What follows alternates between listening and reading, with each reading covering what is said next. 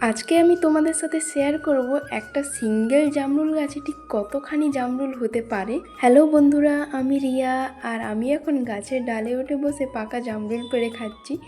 আর নিচে বোন আর বাবা জলে নেমেছে জামরুল পাড়ার জন্য। আজকের ভিডিওটা কিন্তু খুবই ইন্টারেস্টিং। যেই ডালে আমি বসে আছি তার নিচেই পুকুর। আমি পড়ে গেলে কিন্তু সোজা পুকুরে। তোমরা দেখে বুঝতেই পারছো আমি কতটা উঠে গেছি গাছে। যদিও সিঁড়ি দিয়েই উঠেছি, এমনিতে আমি গাছে উঠতে পারি না। আমি এদিকে হাতের কাছে এত জামরুল পেয়ে আমার মুখ চালিয়েই যাচ্ছিলাম। গাছে ঠিক কী পরিমাণ জামরুল হয়েছে সেটা দেখার জন্য শেষ অবধি ভিডিওটা দেখতে হবে। ডালগুলো তো প্রায় ভেঙে যাওয়ারই জোগাড়। এখানে বাবা জালতি দিয়ে জামরুল পাড়ছিল, আর যেগুলো জলে পড়ছিল সেগুলো বোন গুঁড়িয়ে নিচ্ছিল। আমাদের এই গাছে জামরুল দুবার হয় সেম সিজনেই। 1 মাস আগে একবার হয়ে গেছে, আবার হয়েছে। তবে এইবারে এত বেশি হয়েছে সেটা না দেখলে বিশ্বাস হবে না।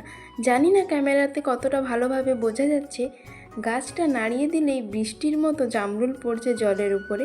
এই ডালটা তো পুরো ফলের ভারে জলে ঠেকে গেছে, আর এখানে আরেকজন অতিথি বসে বসে বিশ্রাম করছে।